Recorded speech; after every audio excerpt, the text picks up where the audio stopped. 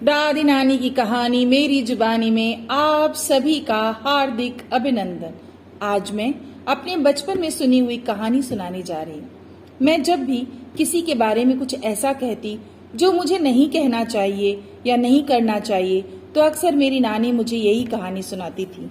बहुत समय पहले की बात है। एक राज्य में एक राजा रहा करते थे। राजा का नाम था पृथु। एक दिन राजा सुबह सुबह घोड़े के तबेले में जा पहुंचे। अक्सर राजा अपना काम स्वयं ही करते थे और उन्हें घोड़ों से बड़ा लगाव था, तो वो घोड़ों की सेवा खुद ही करते थे। तभी वहां एक साधु भिक्षा मांगने आ पहुंचा। सुबह सुबह साधु को भिक्षा मांगते देख पृथु क्रोध से भर उठे। उन्होंने साधु की निंदा करते हुए बिना विचार किए ही तबेले से घोड़े की लीद उठाई और उनके पात्र में डाल दी। साधु बहुत ही शांत स्वभाव के थे। वहां से भिक्षा लेकर वे अपनी कुटिया आ गए और उन्होंने वह लीद जो है कुटिया के कोने में रख दी। कुछ समय उपरांत राजा पृथु शिकार के लिए जंगल में गए। राजा पृथु ने जब जंगल में देखा कि एक कुटिया के बाहर घोड़े की लीद का बड़ा सा ढेर लगा हुआ है, उन्होंने देखा कि यहाँ ना तो कोई तबेला है और ना ही दूर दूर तक कोई घोड़ा ही दिखाई दे रहा है। बड़े हैरान हुए और कुटिया में गए और साधु को देखा और उन्हें प्रणाम किया और बोले, महाराज, हमें एक बात बताइए, यहाँ कोई घोड़ा भी नहीं है और ना ही कोई तबेला है, तो यहाँ पर इतनी सारी लीद कहाँ से आई? साधु ने कहा, राजन, ये लीद मुझे एक राजा ने भिक्षा में दी थी। अब समय आने पर यह लीद उसे ही खानी पड़ेगी। ये सुनकर राजा पृथु को पूरी घटना याद आ गई। वह साधु के पैरों में गिरकर क्षमा मांगने लगे, क्योंकि राजा पृथु बहुत ही सदाचारी राजा थे। उन्होंने साधु से प्रश्न किया, हमने तो थोड़ी सी लीद दी थी, पर ये तो बहुत अधिक हो गई है। साधु ने कहा, हम किसी को जो कुछ भी देते हैं वह दिन प्रतिदिन बढ़ता ही जाता है और समय आने पर हमारे पास ही लौटकर आ जाता है। राजन, ये उसी का परिणाम है। यह सुनकर पृथु की आंखों में आंसू आ गए। वह साधु से विनती कर बोले, महाराज, मुझे क्षमा कर दीजिए। आगे से मैं ऐसी गलती कभी नहीं करूंगा।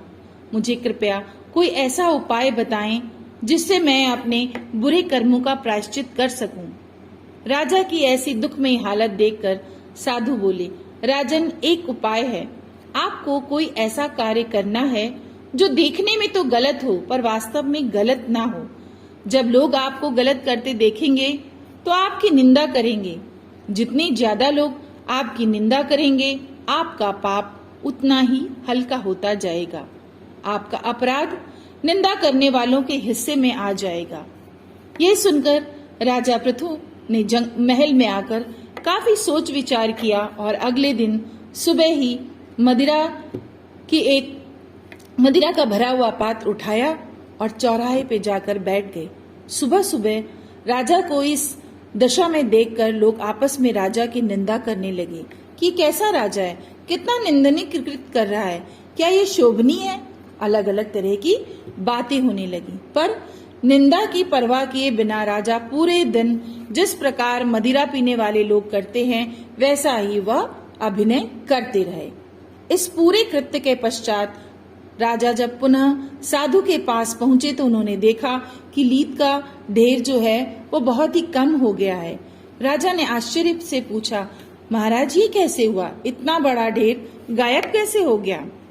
साधु ने कहा, राजन, यह आपकी अनुचित निंदा के कारण ही हुआ है। जिन जिन लोगों ने आपकी अनुचित निंदा की है, मेरे गुरुदेव कहते हैं कि जब किसी की बेवजह हम निंदा करते हैं तो हमें उसके पाप का बोझ भी उठाना पड़ता है तथा हमें अपने किए गए कर्मों का फल तो भुगतना ही पड़ता है।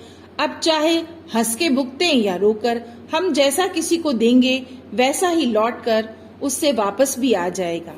इसलिए हमें सदैव अच्छे कार्य ही करना चाहिए और किसी की निंदा करने से बचना चाहिए। जो दुनिया में जो कुछ करता है उसका फल अवश्य उसे मिलता है। ये कहानी मुझे नानी अक्सर सुनाया करती और कहती कि देख बेटा, जब भी कोई बुरा करे तो उसके बुरे कर्मों का फल उसे अवश्य मिलेगा। तुम उसकी बुराई दूसरों के सामने न करो, ऐसा करने से तुम उसमें आनंद लेने लगती हो और फिर उस बुराई का कुछ हिस्सा तुम्हारे ही भाग्य में जुड़ता जाता है, जिसका तुम्हें समय आने पर भुगतान करेगा। तो सभी श्रोताओं से मैं ये कहना चाहूंगी कि जहां तक हो सके लोगों की बुराई अवश्य, अगर आप देखते हैं और आपको लगता है कि ये बुरा कार्य कर रहा है तो उसे उस पर ही छोड़ दीजिए, उसकी सर्वत्र चर्चा ना करिए, क्योंकि जब हम चर्चा करते हैं तो बहुत सारे लोग सुनते हैं, जाने अनजाने उसका प्रभाव हम पर अवश्य पड़ता है। कहानी यदि आपको अच्छी लगी तो इसको आगे बढ़ाइएगा। धन्यवाद। स्वस्थ